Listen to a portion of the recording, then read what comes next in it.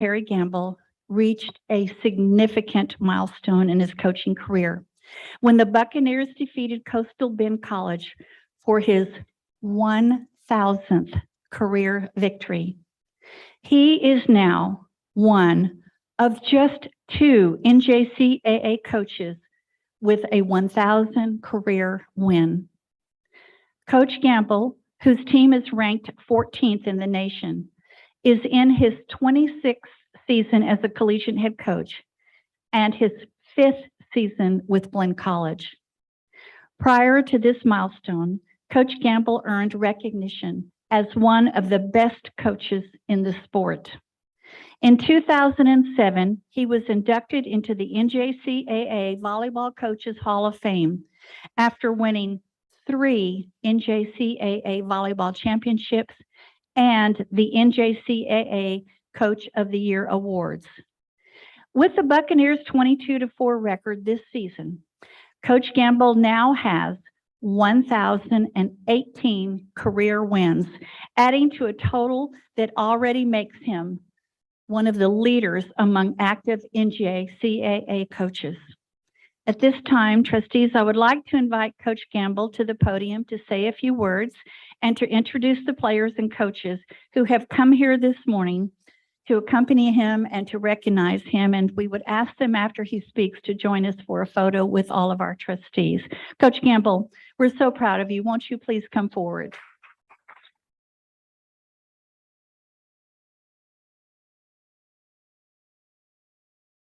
Well, first of all, thank you very much for this. It was a surprise. Nobody told me I had to speak, Scott Schumacher.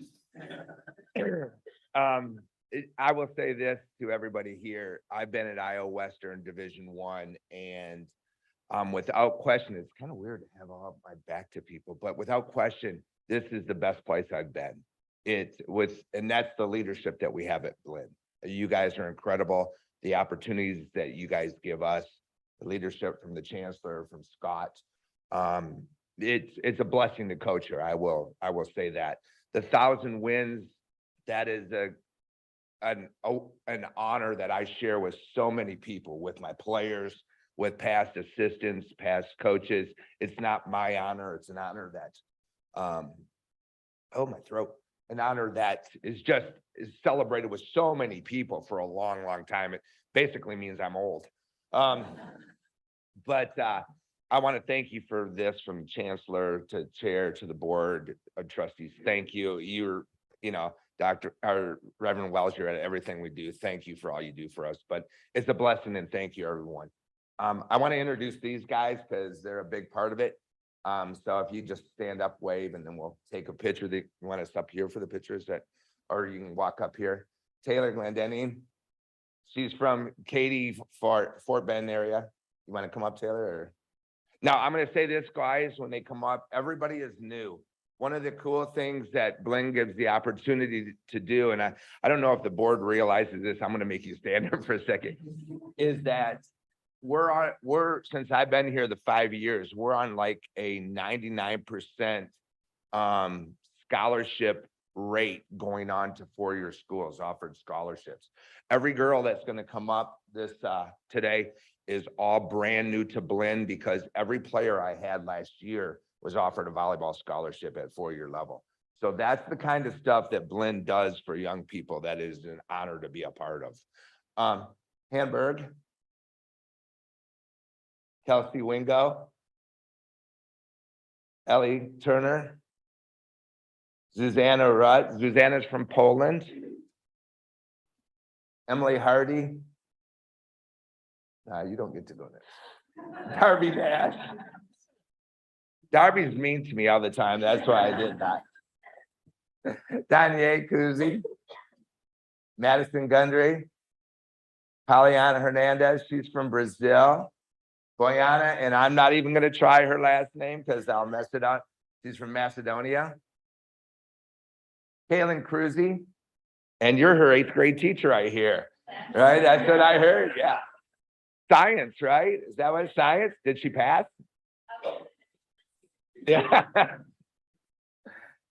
Lexi Higgins, Kelsey Wingo, Kelsey, Kelsey, we go. Here, I always screw them up. Kirsten Wright, here's what I want to share this with you guys while Kirsten walks up. Kirsten right now is the kill leader in the nation. She's got the most kills in the nation, and Ellie Turner has the most digs in the nation. And ironically, the next lady coming up, Linnea, she's number 2 in the country in kills. So they're doing pretty good.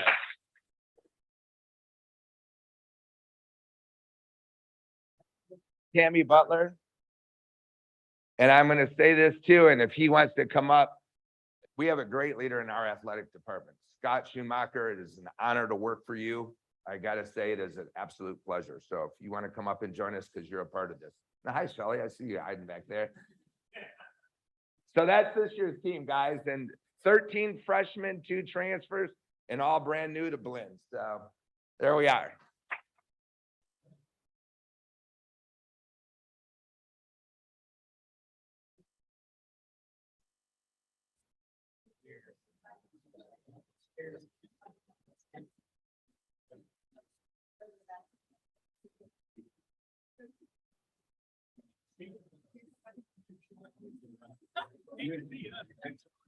You don't have a chance.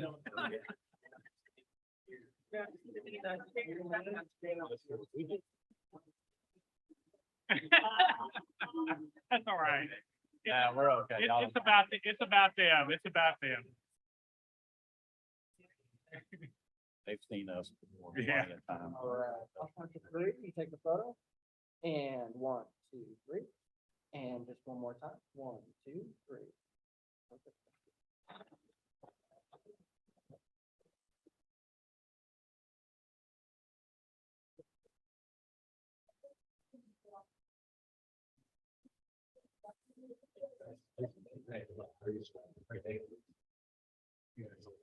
Trustees, the young ladies and I were laughing before the meeting because I know them all, but we look a little different.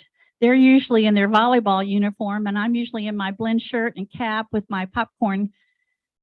And so it was nice to see each other this morning in a different light. And we're so proud of you. Thank you for representing Blinn so beautifully. And a reminder to everyone, we have our game at 6 p.m. tonight. So I'm in my usual spot, and they know where to look for me. So I hope that you will come and join us for an excellent opportunity to watch our amazing team.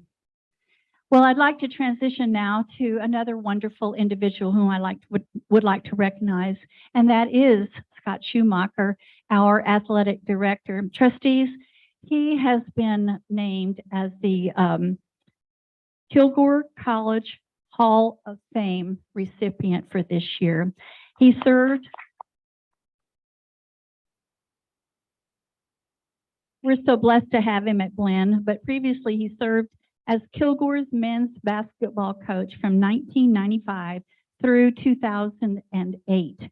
And during his 32 years as a college head coach, Coach Schumacher has compiled 611 wins and ranks 13th all-time among NJCAA men's basketball coaches. During his career, he has led 3 different programs to conference championships and top 10 national rankings in the NJCAA polls. At this time, I would like to invite Coach Schumacher to the podium to say a few words, and then we'll take another photo at that time.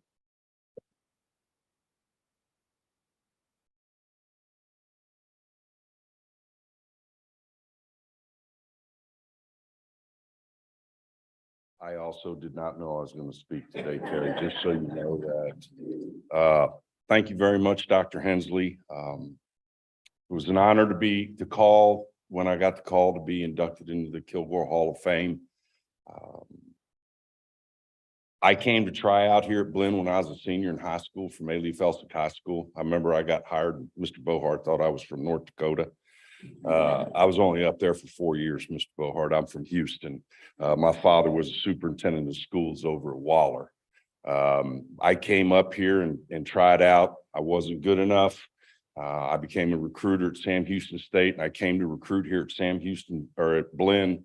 And one of the players I was recruiting, Richard Johnson, said, "Coach, I'll meet you at the intramural field." And so I went over to the intramural field and it was jam-packed with students. And I attended Temple Junior College. And when we would have an intramural game, there'd be one guy over on the sideline because he had nothing else to do and the cafeteria wasn't open yet.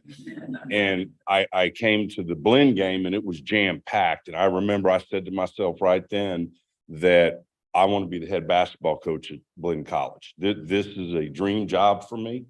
I've always wanted to be an athletic director and a basketball coach. I had that at North Dakota. Dr. Nolte and I had known each other and worked at the same place at Kilgore. When the opportunity came, I jumped all over it. I absolutely love being here at Blinn. Terry is right. This is a great place to recruit student athletes to. They get treated right. Our cafeteria, our housing, academics, the way you guys take care of them is just a great place. And I appreciate Dr. Hensley. This is really Terry's day. Dr. Hensley insisted on that I come up here. So thank you, Dr. Hensley. But again, Terry, congratulations. People will make Hall of Fame. Few people win 1,000 volleyball games. And I congratulate you on that. So thank you very much.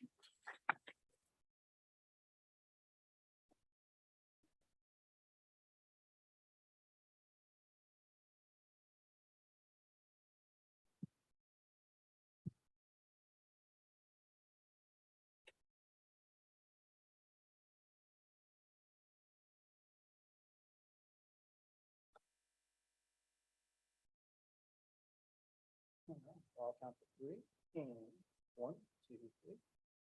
And 1, 2, 3. Perfect.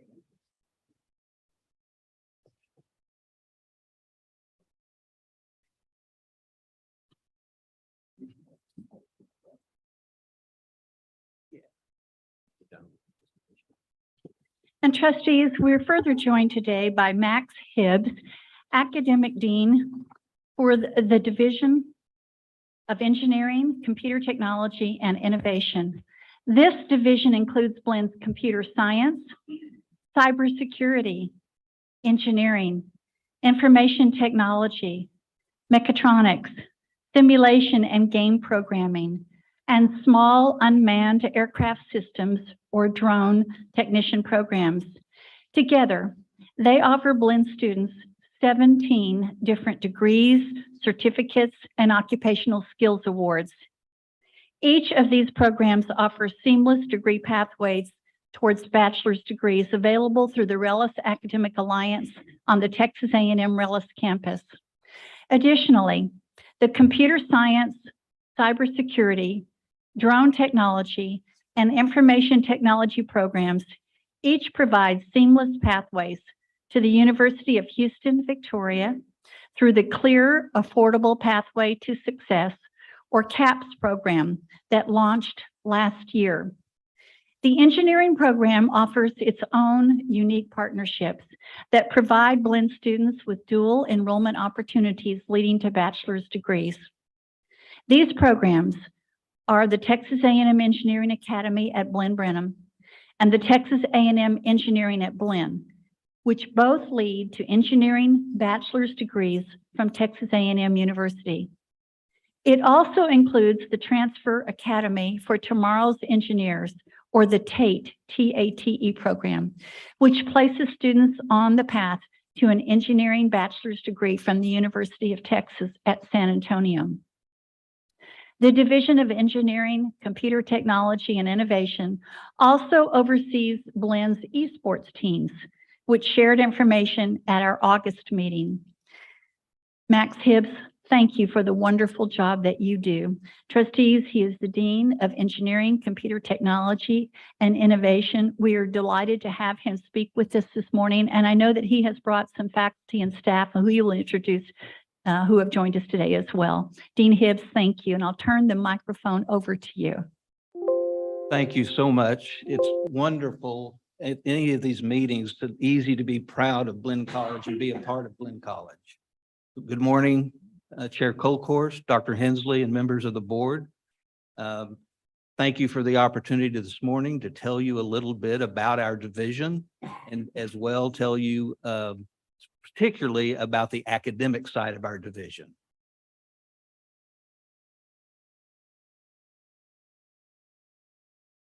And sorry for the. Okay, got it. David Flieger, who is engineering department head. A couple of other leadership folks could not be here this morning. Carol Wiggins, who is the computer information technology program coordinator, and Lauren Booth, who's our engineering programs director. Thank you.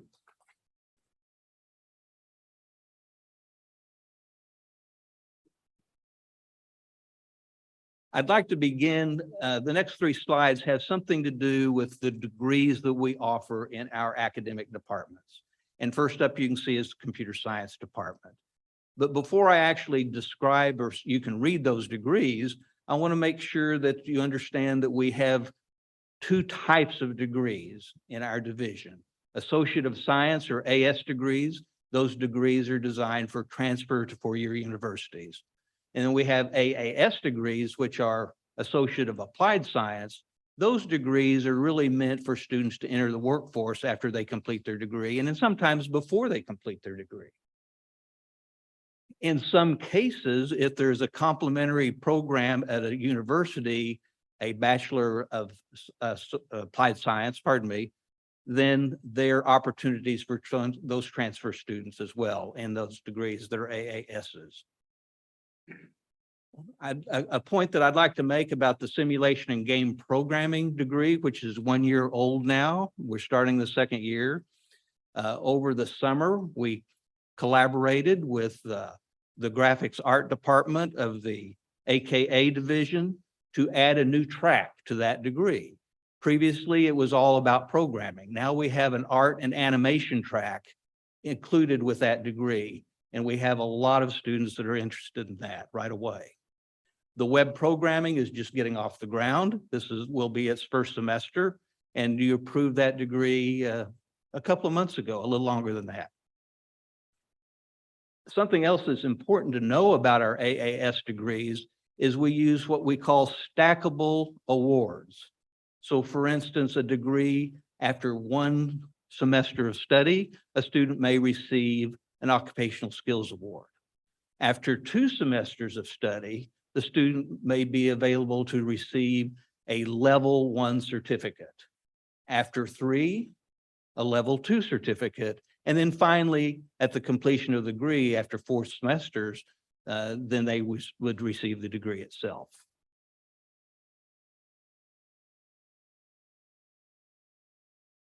The computer information technology department has only Associate of Applied Science degrees. The oldest of those degrees is the Information Technology Administrator. That's been around before I was here in my role. That particular degree also has some certificates, a Linux specialist certificate and a Microsoft specialist certificate. Cybersecurity we've had for a couple of years. It's a very popular degree, and we have students already receiving offers to work in that realm. Cloud computing is another new degree that's just getting off the ground this semester. And we think that it will possibly even eclipse the Information Technology Administrator. Lots and lots of interest. Our engineering department also has AS and AAS degrees. This slide is about the engineering AS degrees. There are actually 3 different tracks, as you can see: civil engineering, electrical, and mechanical. Those 3 disciplines in engineering are the most popular. That's not necessarily the reason we have them, but they are the most popular. A group of degrees we call engineering technology. You may be familiar with the drone technician degree. That is an AAS degree. And mechatronics, which is just starting this semester. Mechatronics is a concatenation of mechanical and electronics, and it's where students learn how those the automation works in industry with robotics information. So again, we expect this to be very, very popular. One that's not listed up here because we don't have the degree yet, but we're working toward having a degree in renewable energy and energy storage. And thank you to Vice Chancellor Anderson and Dean Flanagan of supporting us by willing us, if you will, some equipment that they received as they were beginning to do the study. Where right now we're working on curriculum to have classes that will primarily start as non-credit or credit-free classes as we delve into that area. My particular interest is in battery technology, energy storage, because we know where the world's going now with electric vehicles, and that'll be an important part of it. Now, this slide is in some ways a thank you, a big thank you. With our new programs, many of which we could not have without the new facilities that we've got. In the fall of last year, of course, we have the STEI building open here on the Brenham campus. And because of that opening, we have spaces there that we have not had before on this campus. And so we were able to bring new programs into this campus and even add some programs that were existing programs like cybersecurity that we did not have space before to be able to do on this campus. So this slide, the left photo indicates that because of the opening of that building and with those spaces and new programs, we saw the ECTI division saw enrollment in Brenham, face-to-face enrollment in Brenham grow from the fall of 2020 to the fall of 2021 because of that opening and the opportunities to have those programs. Likewise, on the Rellis campus, this fall, we opened the administration building. Similar situation. It includes spaces and labs that we have not had out there before. So we've been able to include programs that we haven't had there before. So in a similar way, we saw a 60% growth. Now, this is the ECTI division, a 60% growth of our Rellis enrollments from the fall of 2021 to the fall of 2022 when those spaces were available.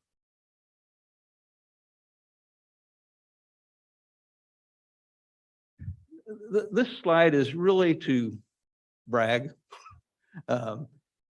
The ECTI division certainly is very thankful that we were able to continue to grow through the pandemic. We were not set back. So in the fall of 2019, of course, is our banner year, if you will, that we continue to compare to. And what we're looking at here is that we've grown from 2019 consistently. The graph, the chart there indicates enrollment trends. So what we do in our division is we start about 15 weeks before the semester starts, before classes starts in the fall and in the spring. And we chart, of course, enrollment, which we do with numbers, but we chart the enrollment to see the trend of the enrollment so that we can be better prepared to make sure that we have the classes that are in demand and make sure that they're offered. The top line there, of course, is this fall 2022. And I guess that really indicates that maybe the pandemic is really over because that's head and shoulders above the others. The chart in the lower right is talking about the growth from one year to the next. So the second column, for instance, on the last row, 2022, indicates that we had a growth in enrollment of 34% from the fall of 2021, and likewise all the way up the chart. In 2020, we grew 2% from the fall of 2019. And just as an interesting piece of information, the last column there is all compared, each year compared to the fall of 2019. So in that last row, you can see that we've grown almost 50% from the fall of 2019. We're very proud of that.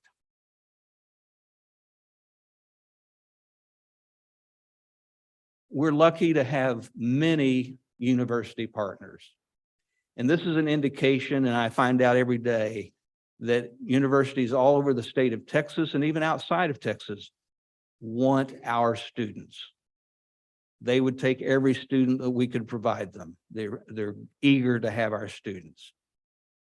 Recently, and of course through the leadership of Dr. Busicki, many of our agreements now with our university partners start out with dual admittance and even dual enrollment if they have the appropriate prerequisites handled. And in all cases, we try to have what we call a seamless transition. That is that students, if they follow our degree plan and they transition to one of the universities that we have a partnership with, then all of their credits are accepted. No loss of credit. And not only are they accepted, but they're accepted as part of their degree plan, not as just an elective.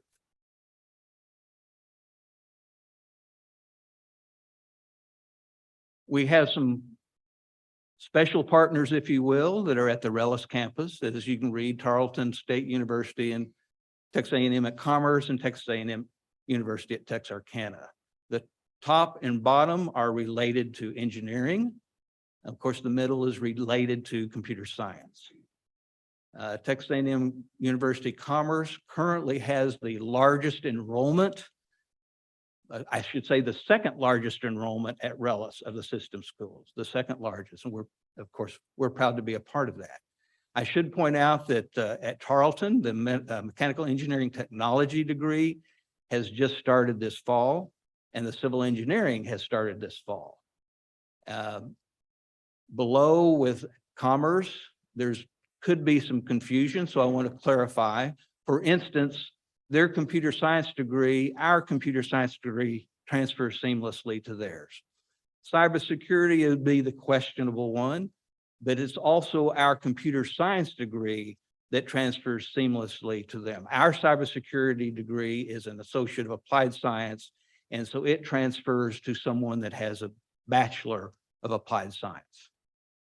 And you can see every one of our engineering pathways is represented there: mechanical, civil, and electrical.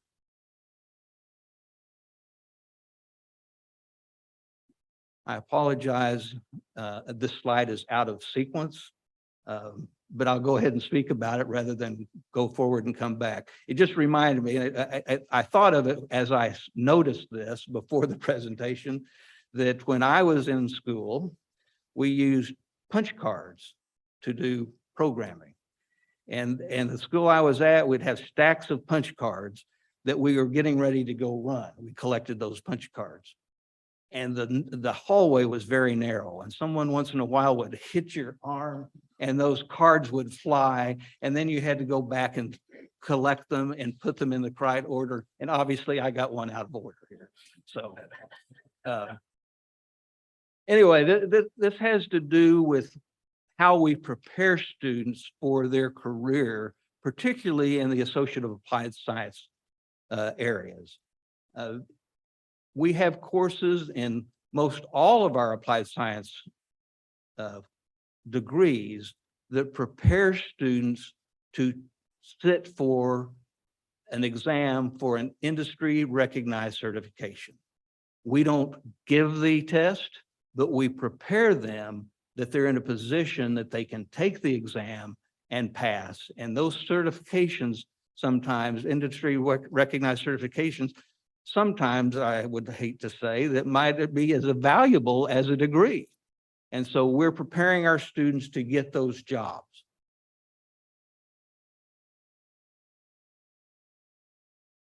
This is what was supposed to be before that last one. I think everyone recognizes that we have a very strong relationship with Texas A&M at College Station. And one of the pieces of that strong relationship is our co-enrollment programs, which in the past we have called academies. In the last couple of years, we discovered that there was confusion with parents and students having both named an academy. So we have an academy, quote, an academy at the Rellis campus, and of course an academy here on the Brenham campus. And the confusion was that the way you enter, a student enters the academy at Relish is different than the way they enter the academy here in Brenham. And so with A&M, we decided that there needed to be a name change. So at Relish, it's called the Texas A&M Engineering at Blinn. And here we maintain that same name with Academy in it, Texas A&M Engineering Academy at Blinn, Brenham. It's a big program for us. It's a big program for Blinn. We have a significant number of students that are part of that every year. Well, I would like to brag specifically about the Brenham Academy this year because we've entered the largest class of first-year students of 103. That's the largest that we've ever had, and we expect it to grow. And we've been delayed a little bit in the growth we've expected because of the pandemic. But not only did we have a new class of 103, we had 50 students that are entered their second year as part of the program. And of course, that might be scratching heads and thinking, well, do we lose students? Well, yes, we do. But we lose them usually to A&M before they complete their second year. A&M dangles a carrot and says, if you have a certain high grade point average, cumulative grade point average, we'll allow you to transition a year early to Texas A&M. And so students take advantage of that if they're in that category. But we have a large class from last year, 50 students from last year that decided, even though some of them got offers, decided to stay here on the Brenham campus because it's such a wonderful place to be. And of course, it's less expensive.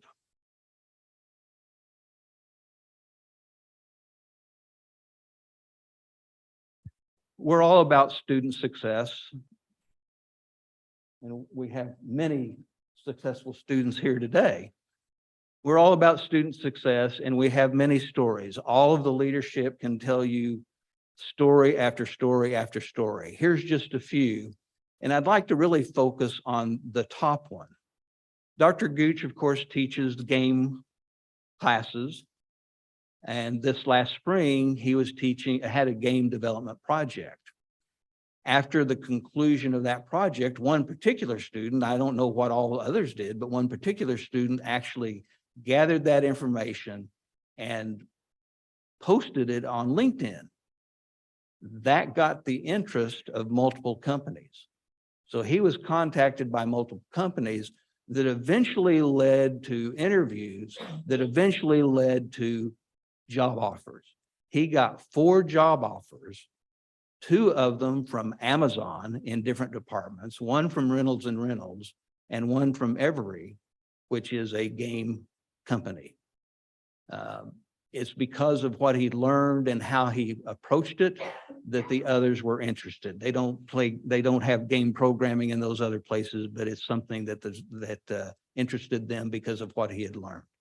And I think Dr. Gooch, he decided to stay at Blinn and continue his education. So I guess he feels like he's going to even get more job offers later.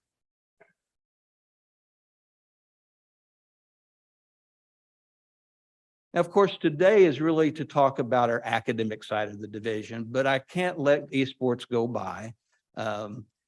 Here we have a couple of photos of the new arena at the Relish campus. And of course, we have a new arena here as well. This new arena is a gym. We have already received national interest of organizations that want to work with us to host regional tournaments here eventually. We understand that this is certainly the best arena in the state of Texas. And I'm told, I don't know how we measure it, but I'm told that it's probably in the top 10 arenas of all colleges and universities in the states in America. So it's something to be proud of. Thank you for your support. It will be a long-lasting recruiting tool, and it'll be an opportunity to let other people know how great Blinn is. I'd like to conclude with this slide to just emphasize that we in the division believe in giving back and outreach to the students around us, the families around us, locally and regionally. We have many notable, if you will, coming and planned events. Some are summer camps. Some events like the cybersecurity capture the flag competition is actually a competition that we would have with our students against other teams at other colleges and universities. One of the things I'm interested in is a drone racing event. And I think that will be something that will go very, very nicely. And of course, we'll plan on having esports tournaments. And this is just a small list of things that we want to do.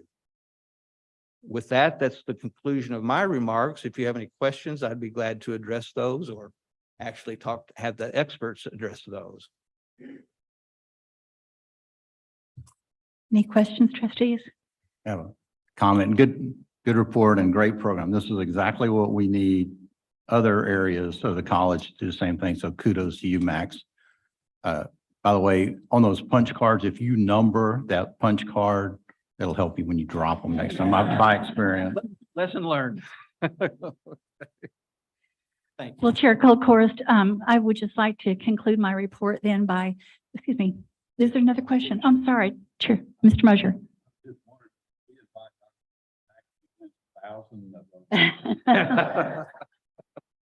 I hope I'm still around then. He is well on his way to 1,000. Esports won this weekend, a big event. So congratulations. Well, may I just offer on behalf of the administration of the Board of Trustees and my concluding remarks of my report this morning, congratulations to athletic director and basketball coach, Scott Schumacher, to our volleyball coach, Terry Gamble, to our wonderful volleyball team. Thank you so very much. Number 14 in the nation right now and rising every week. And thank you so much, Dean Hibbs, and to all of you in his department for the excellent job. You are transforming Blinn into the future in so many wonderful and impactful ways that affect the lives of everyday students, as we heard, for example, in that one success story. So with that, I thank you all, and I return the podium, and this concludes my report, and back to Chair Colcorst.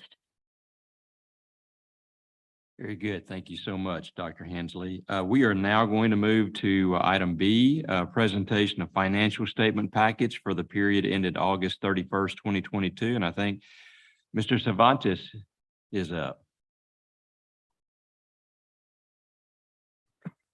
Chair, if I may, I would just like to note that the team is looking if can they leave, and they can. We're proceeding with the entire agenda. You do not need to stay unless you so desire. Thank you all for coming. We really appreciate it. And if you'll check by the kitchen, there's some goodies on your way out today as well. Thank you. Yeah. Thank you, guys. Good luck tonight. Thank you, Mr. Chairman, Dr. Hensley, members of the board. I lost half my audience again. No, it's one thing to go behind a very successful team like that and the coaches, and then Max follows up. I'm just been piled on, I think is what it is. So I'll do my best. So, Mr. Chairman, we are all the way through finally 12th month of the fiscal year for fiscal year 22, finishing it up 100%. Our revenue through this past year, $131 million. Our expenses were at $107 million. And then that netted us $24 million for the year. A big chunk of that is the HERF money, the federal money, about $17 million. I highlighted the bottom just to show the impact that we would have had on that bottom line. In addition to the $17 million in revenue, we also had a couple $1 million worth of expenditures this year out of the federal money. So net is about $15 million. That puts that net, if we did not have the federal monies, somewhere around $9 million. Less than what I think we've normally reported, but close. Our year-to-date revenues compared to last year, 131 million compared to 134 million, about $2.9 million less. HERF money last year compared to this year, about $5 million, and then we had some expenditures too. On the expenditure side, $8 million is the difference between this year and last year. The big part of that, I mentioned the $2 million, but no doubt, coming back to campus, the travel, the consumables, utilities, all of those expenses absolutely went up. The net change in fund balance, almost $11 million compared to last year. By any account, the $24 million this past year or the $35 million in 2021, it will be a long time before we see that again. And so I'm cautioning the board, don't look at us as with this expectation. Those numbers will go down pretty fast. Our revenue comparison by source, just the percentages are about the same in tuition and fees. They are down. Auxiliaries is up. Parking, I'll show in a second, is the main reason for that. Interest rate, you can see there, is starting to go up. We are shuffling the deck and moving some of the money around. It's not so much noticeable here, but you'll definitely see it next year. And then the far right is all of the HERF money. You can see the percentages less because we received about $5 million less this past year. Comparing our tuition and fees revenues to budget, we budgeted $69.2 million. We were at 67, met pretty close to about 97%. Our tuition is down. Out of district is the largest one, about $1 million less, but offset a little bit with some of these other areas. Our fee revenue is also down as we moved funds from that technology fee that we were charging and more students coming back face to face. So that number went down considerably. We have plans, as you know, for next year. We have increased we decreased the technology fee, but we're going to charge everybody for it because it's going to impact all of them. So be interesting to see how we end up next year. Workforce, I wanted to give a little bit of credit, a lot of credit to Vice Chancellor Anderson as well as Dean Flanagan. It shows here a slight increase. You may not recall it, but we watched the numbers pretty carefully. At the beginning of the fiscal year, that number in 2021 was higher than what we had this year pretty much throughout the year. I mentioned as we look back at that, it was because we had a timing issue in 2021, a couple $100,000 that had bubbled up to 2021 that probably should have been in 2020. So if you factor that out, he's pretty close. They are pretty close to about a 25% increase. So I want to give them credit for that. Our housing and food service revenue, we budgeted $11.1 million in these two areas, only $7.9 million, about 71%. Auxiliary service, I mentioned we were able to overcome some of those numbers that compared to budget doesn't look great, but when you compare it to the actual numbers, auxiliaries comes out pretty good. $2.2 million, a 25% increase. Parking is the biggest portion of it, but you also see the revenue and food service as well as the bookstore have increased.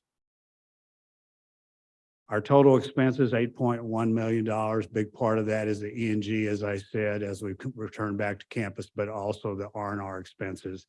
We didn't have any budget in 2021. If you go to the far right, you'll see that zero there because those were all paid for out of another pocket.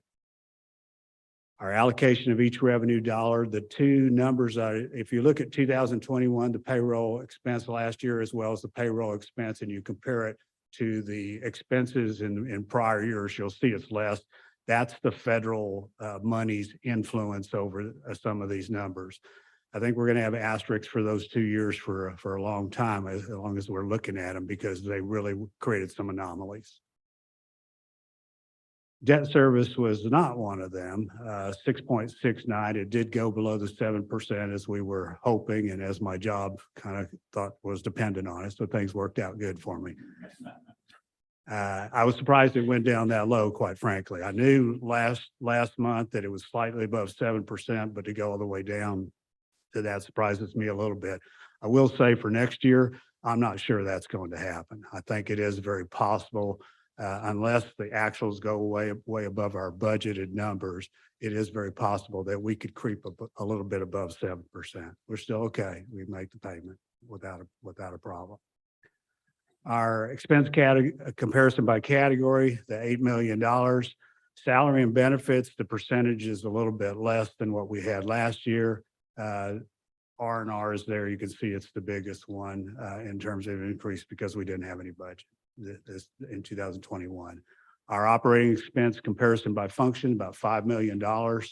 Academic support's up a little bit, but auxiliaries is the main one. As we come back to campus, particularly in food service, we've had quite a bit of additional cost in that area. So our student cash and refunds in August, we brought in $10.5 million, issued slight amount of student refunds, 130,000, but we brought in the student payments, $10.5 million, and then reimbursed ourselves a little bit from financial aid, $52,000. Our other cash receipts in August, $4.4 million, state appropriation pretty steady at 2.4, still gathering a little bit of the insurance proceeds, but those are slowing down. We finally, the last of the HERF money, the $1.8 million, we reimbursed ourselves, and then a small amount, as you see, in interest as well as the grants and contracts. Our use of cash in August, extraordinary, mostly because of construction. The $4.2 million is a big portion of the $12.6 million that we ended up spending. Payroll still pretty large, 4.7, and accounts payable 2.9. A small amount to service costs, relatively small. So our summary is $10.5 million that we received from students, $4.4 million that we received from other sources, and the use of cash, $12.7 million. We still had a net increase for the month of August of $2.3 million, and that money remained in the bank, at least for now. Our unrestricted cash and cash equivalents, when we looked at this number compared to the end of last year, it was $126 million.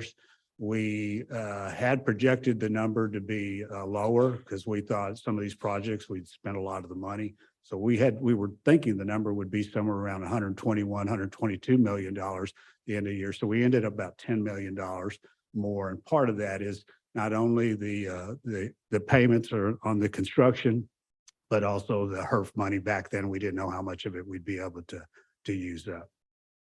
Still, that's a really good number. As I said, we've used up all the HERF money. We should not be, we're going to still have some part of it because we're going to be comparing it to this year, next year. We're going to be comparing to the year that we just went through. So we're not quite out of that yet. We're still going to have to compare it from as we go through next year. But for this year, it's all done. It's all been spent. It's all been reimbursed. And this is how we spent it. See, the largest part is the direct student awards, which half of it was supposed to go in that direction to begin with. And this is not just 1 year, it's over the course of the 2 years. And the revenue loss, see how large that we reimbursed ourselves back for those that revenue that we lost.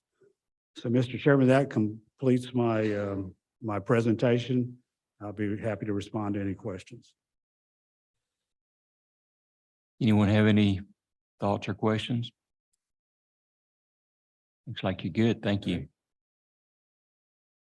Okay, we will move now to item C, preliminary institution enrollment report for the fall 2022 semester. Dr. McBride.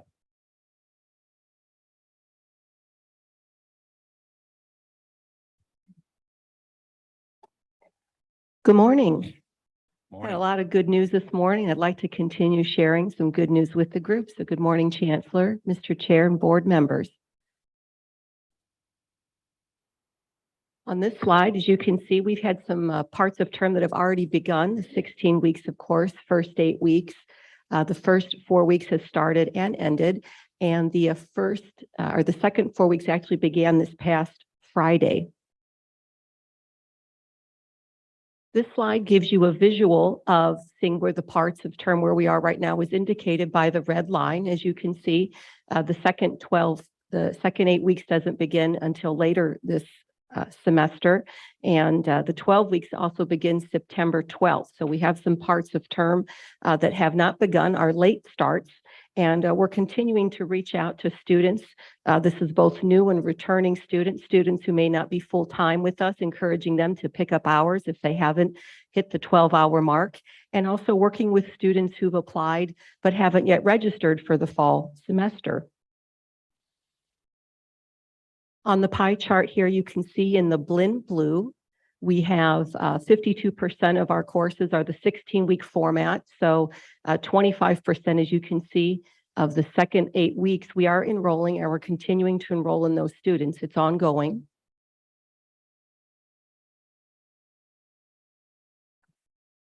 On this slide, you can see that trustees, the enrollment for years 2018 through 2022. And this is year to date. I want to make sure I note that this is year to date as of September 12th. So we've actually enrolled additional students since the time of the slide. I will have the certified 2022 fall numbers when we meet in December. And last year, November of 21, our certified number was 17,077. As you can see, we've already surpassed that number from last year. And as I said, this report is year to date, and I do expect, and we are seeing additional enrollments from now through the end of the semester toward October. I'm confident the numbers are heading in the right direction, of course, by the positive numbers on the screen, and we are continuing to work with those students, as I had mentioned. On this slide, you can see that we have in Brenham, Bryan, Rellis, and at Sealy, positive numbers, meaning we have more students have returned to campus. We did expect to see a negative number with distance education as we are transitioning our students to come back to campus with us. We did not recapture all of those students in distance education. There was about 795 less students that we had from this year when compared to last fall. I wanted to also note there are distance education courses still open, and we're enrolling students in the second 8-week, 12-week, third and fourth 4 weeks as well. Thank you for your time, and I'll take any questions. Quick question and comment. On those 21, 20, 19, and 18 numbers, were that certified numbers or is that to date numbers? They are certified. If you recall, I'm going to go back here in time. Do you want the slide? Okay. So for 2018 and 2019, yes, those are certified numbers because at that point, our courses were basically 16-week offerings, correct? And we started in the next year in 2020 of having multiple parts of term and moved our census date to November 15th. Yeah, we've had parts of term for a long time. Let me ask you or comment here ask, is there anything the board can do to help? The numbers will certainly look better and they're improving, like you said, but is there anything we can do to help you? I mean, do you have enough staff or are those positions filled or what can we do to help? Certainly programs like Max is one, I think, and if we could do more of those, but anything that we can do to help this? Thank you very much for the comment. One of the things that greatly helped us this past fall was the approval of the CRM that you gave us this summer and having that software. And I know last year we started the queuing software in August of last year. I know those softwares are helping us in terms of retaining students and reaching out to new students. Tremendous. I mean, just tremendous. We've sent, I think, approximately 60,000 text messages since July. And we're continuing to do so. And that does help with the reminders about payments and those types of things, what they need to do. Staffing wise, I'm doing very well. Every position we have needed, we have replaced. We have received new positions as well from the chancellor. So the software for me was really the piece that we needed. Thank you for the comment.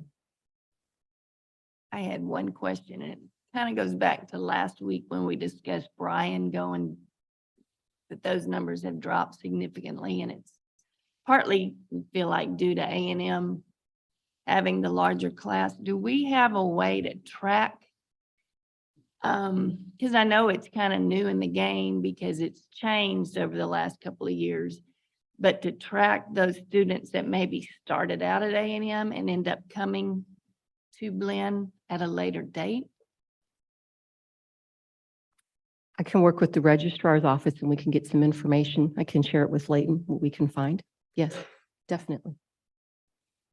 I just make a comment on that, Rebecca. All that information is available from the National Student Clearinghouse as to where a student goes and comes from. So we should be able to get that data. Reverend Wells. Dr. McBride, I just want to thank you and your staff for the tremendous effort, and the increase is very significant because we're still flushing the pipes through the pandemic. And as it clears, we basically about 2,000 students off from where we were at our peak. So basically, the report from the engineering department and other departments, I think that with the continued effort, we'll see us get back online. So thank you and your staff for such a wonderful job. Thank you so much, Reverend Wells. Yeah, I do think brighter days are ahead. So thanks. Thanks for the hard work. Okay, thank you very much. Thank you. Okay, now we will move to item D, the Blinn Brenham Housing Report for the fall 22 semester. Looks like Dr. McBride, you're still up.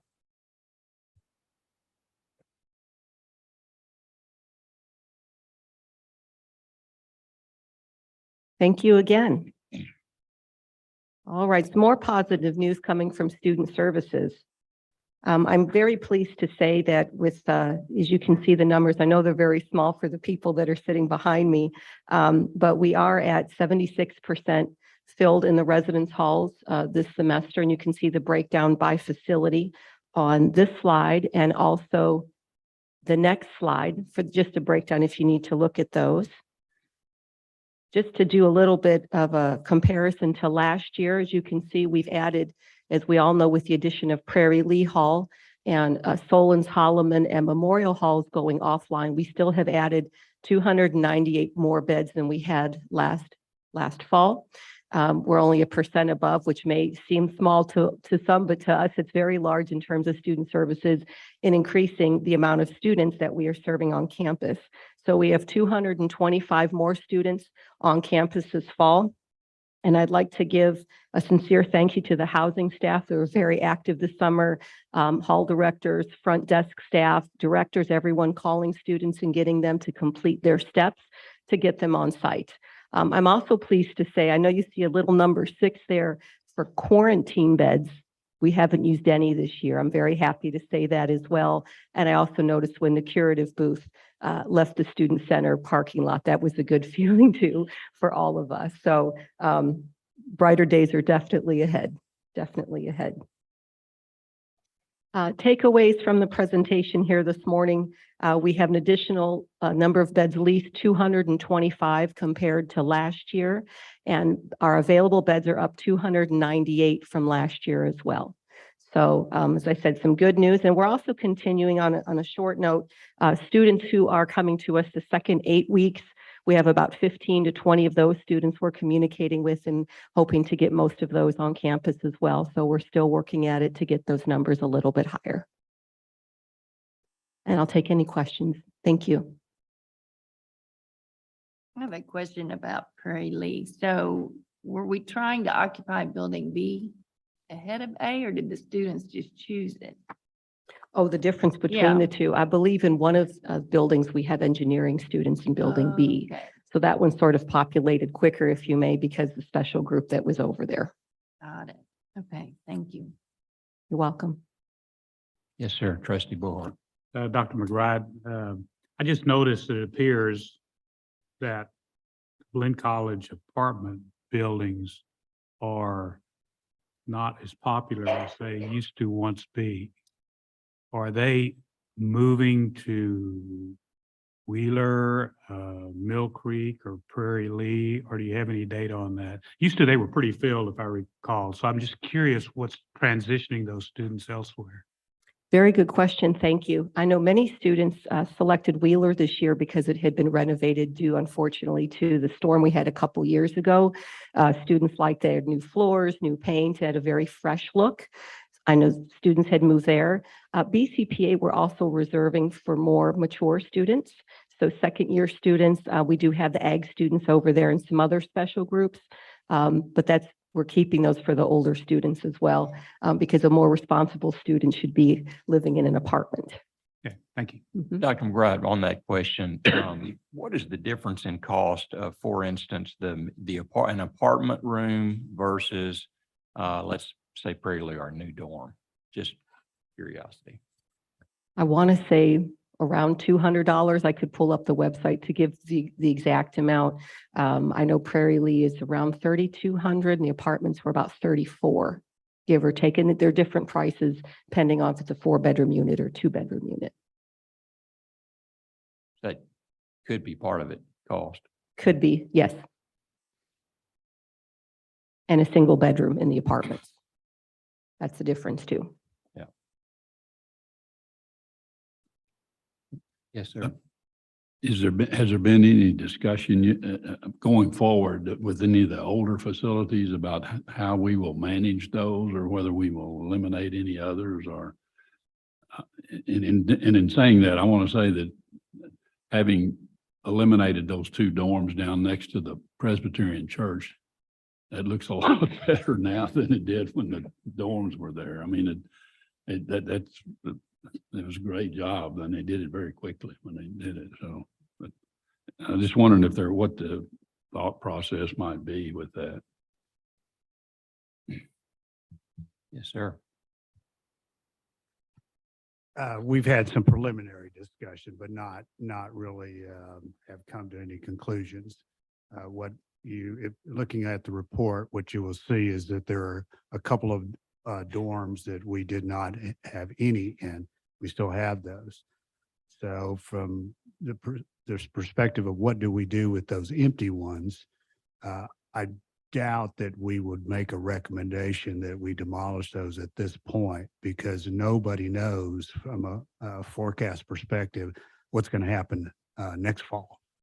But so we wouldn't want to be stuck in a position where we didn't have space. So what that leaves, Mr. Moser, is us having a condition where we have to maintain those buildings or going in to make sure that they're okay and operating full because there isn't anybody in them. But that's kind of where we haven't had an extended conversation about it, but we've had some discussions.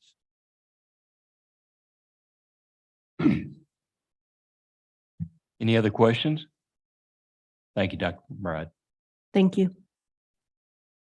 Okay, that concludes our report section. We'll now move on to the consent item section of our meeting. All items listed in this portion of the agenda are considered to be routine by the Board of Trustees and will be enacted upon one motion. There will be no separate discussions of these items unless the trustees so request, in which event the item will be removed from consent and considered in discussion and possible action. Trustees receive agenda items in advance of the meeting to prepare for the business to be conducted. Approval of the minutes for August 16th and designation of the National Incident Management System as Incident Management System for the Blinn College District. I would look for a motion to approve. Dr. Krausen. Second. All right, Dr. Moser. How about that? There you go. All in favor, please say aye. Aye. All opposed, motion carries. Thank you, guys. Okay, and now move on to item 6 in the agenda, discussion and possible action items. First, A, acceptance of the admissions and registrar audit report related to the district-wide risk assessment effort. Mr. Cervantes. Thank you, Mr. Chairman, Dr. Hensley, members of the board. Last week, Mr. Dan Graves from Weaver Tidwell came and made a presentation to the Budget Audit Investment Finance Committee, as well as several of the trustees. The committee recommended that the administration accept receipt of the admissions and registrar audit report. I see that he was online. I saw him a second ago. Let's see if he'll show up. I am here. He's there. Okay. So Dan Graves is going to make have a brief overview of the discussion that we had for the Budget Audit Investment Finance Committee. Dan. Just a moment. I'm sorry, my webcam's not working. Let me change cameras real quick. That's better. Yep. Well, thank you for allowing me to present remotely this morning.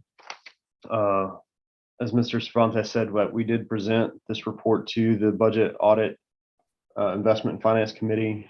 You'll see in your packet as far as our status report, this is the final internal audit report for the fiscal year 2022 as it was presented or is finished in August. We do have some follow-ups from the prior year audit findings that we will present in the next board meeting, as well as our annual report. Also in your packet, you'll see our finding status summary, which is a table of all the different findings from the different audits in the years and their status. We'll provide an updated one of those at the next meeting as well. As for the report over admissions and registrar, happy to come and present to you today and report that this report received a strong rating. If you remember back on or have looked at the report in our rating scale, there's a strong, a satisfactory, and an unsatisfactory. Strong is the highest rating that we issue, and this one received a strong rating, as well as all three of the objectives received a strong rating. Those objectives were starting with the design of internal controls. We evaluated the design of internal controls through the process. Objective B was the effectiveness of those controls, and objective C was ensuring that access to the key systems was appropriate for the users. And so each one of those received a strong rating.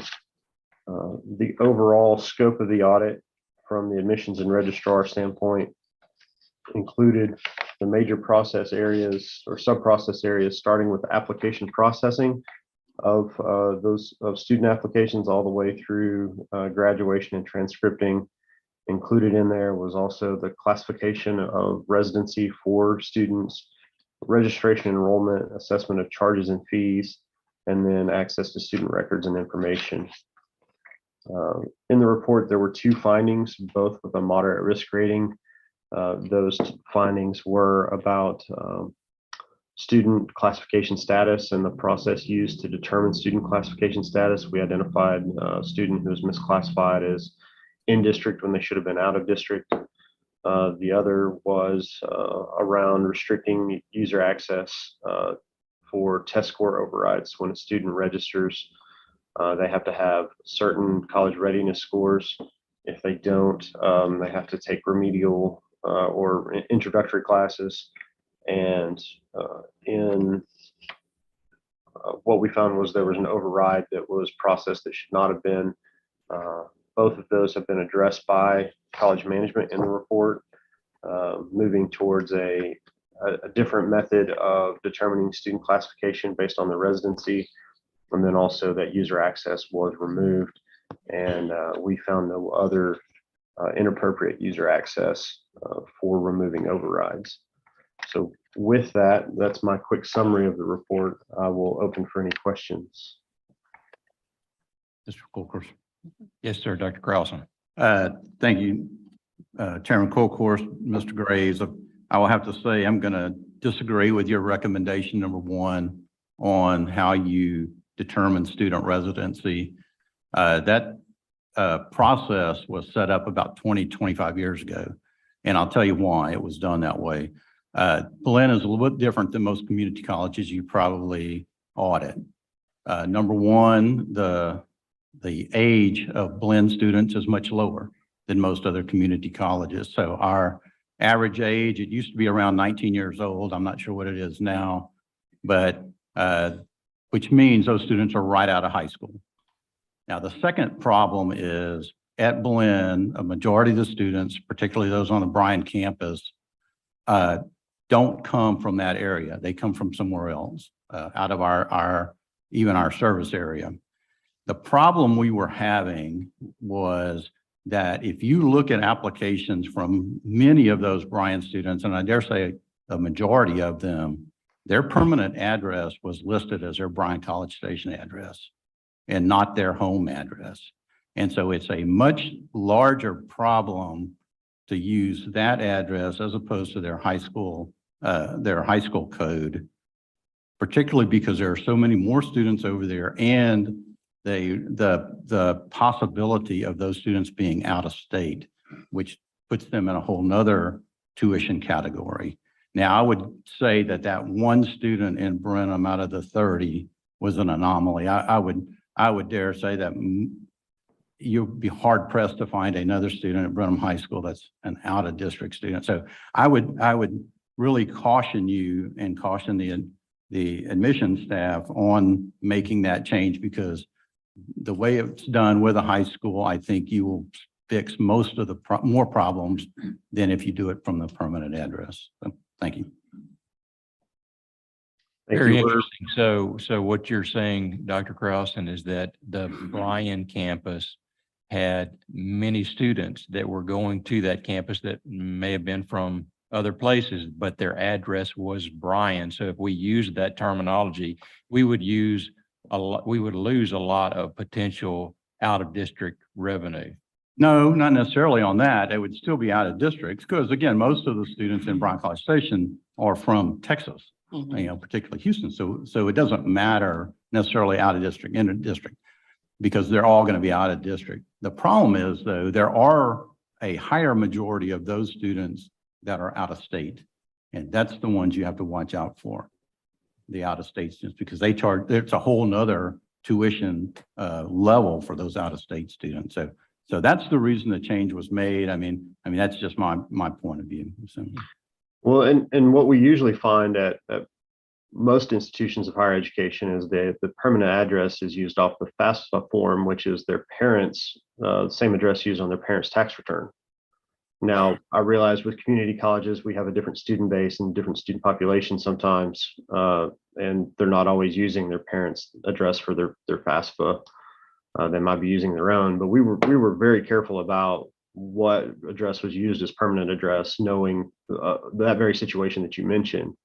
In this case, this was someone who graduated from an in-district high school, had moved out of district and was getting in-district rates and should not have been. They should have been paying out-of-district rates for registration. So that was the case we found here. But I definitely hear what you're saying, and we'll work with the college administration to find a suitable solution, so that everyone that we have, again, this was a sample based on the population of registration. So one in a sample.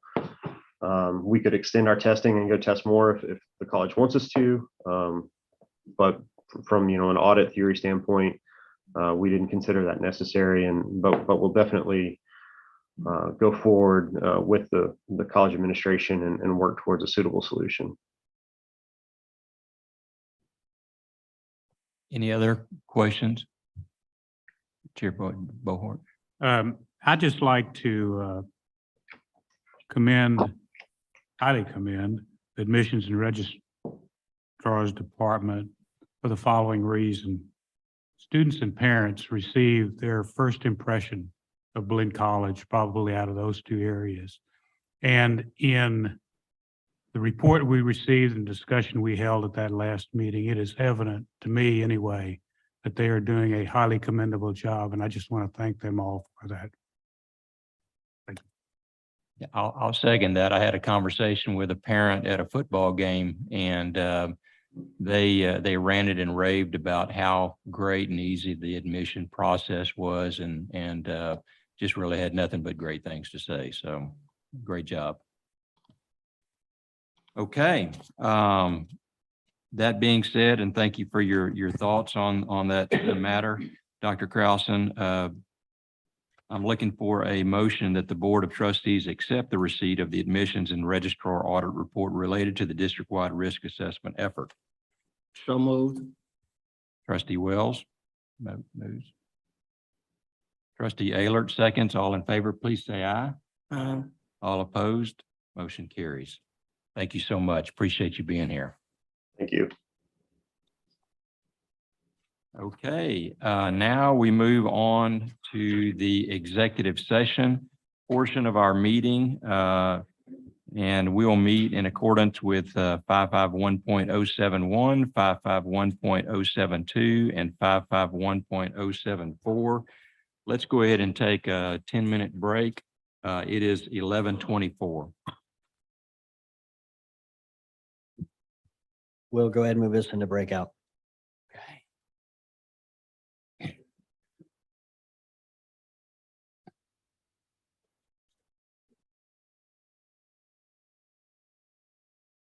We are going to come back, no action. So we'll just work everything out and do the video and everything like normal. So we just need to